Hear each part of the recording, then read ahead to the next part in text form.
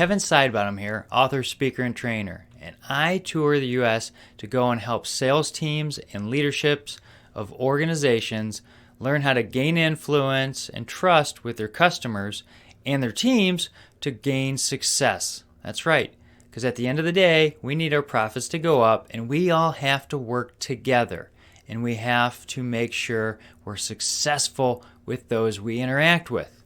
Today, let's talk about how we build trust with a customer. That's right.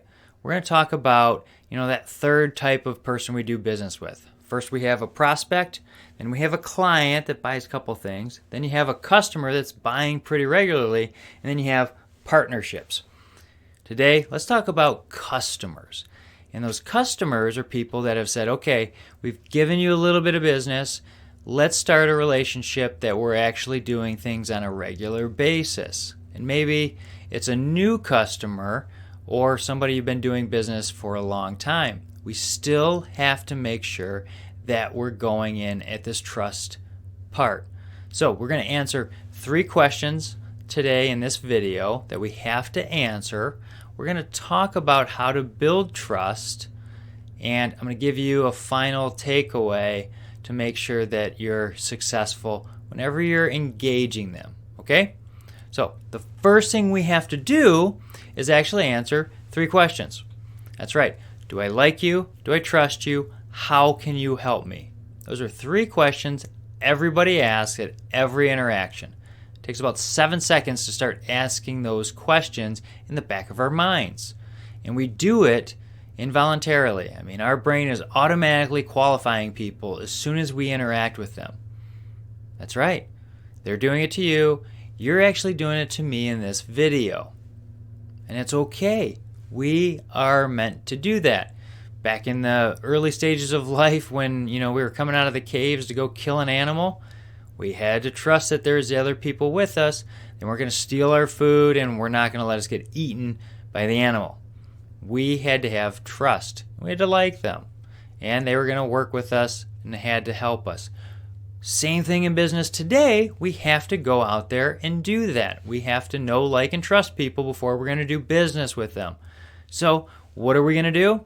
We're going to make sure to our best ability that we set ourselves up for success. So let's talk about how we get this liking and this trust. And I'm going to take for granted that you've already gone through the prospecting phase and you've done some internal looks and understanding on social media and prospected them and kind of interviewed them. But let's just focus on a few things. What are you doing with your CRM tool, your customer relationship management tool? Now, there's tons of them out there. Salesforce, you've got HubSpot, there's tons of them out there. I still today, whenever I'm talking with a customer, whether it's face-to-face or online, I am filling out a piece of paper that I have all my information about that person on because I want to know about them. I want to know about their hobbies, if they've been married, their kids, all these things that are important to them because I value them. So we need to be thinking here and valuing people, and we need to be intentional here to do that, making sure we're learning about people. And now when I first got into sales, it was all about just find something quickly that you guys can find common ground on and link up and talk about it, and you're well on your way.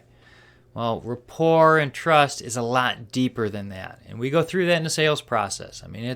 It's quite a bit of work in the beginning of the sales process to actually gain influence with people in the trust, because if we don't have that foundation, it's kind of like building a house. You don't build the roof before you build the foundation and the walls, or else you're not going anywhere and you're not going to keep the rain off you, okay?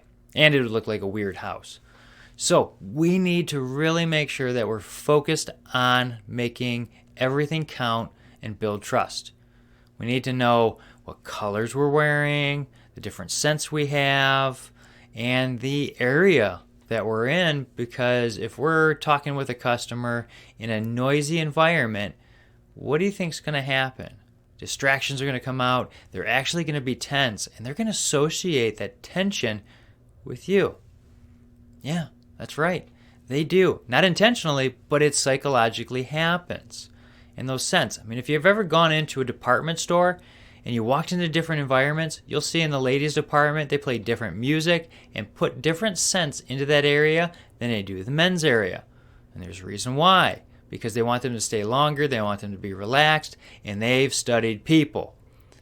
We need to be studying our customers more and more so that way we can build trust with them. So we need to be intentional on what clothes we wear, what colors they are, our scents, and yeah, obviously got like shower, but I'm talking about like perfumes here and different colognes. We need to make sure that what we're wearing isn't going to upset them, because unless you take a personality test, you really can't identify what scents are going to trigger somebody, right? They could have some scent that's associated with something that tragic that happened just off of like a scent of cinnamon or something.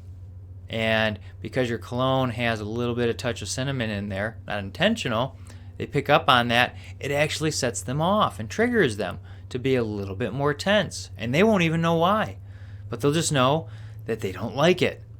So we have to be intentional on this. This is why I typically don't wear cologne whenever I'm out with a client or a customer.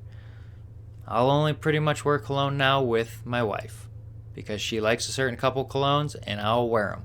But other than that, I typically don't, because I don't want them to be set off.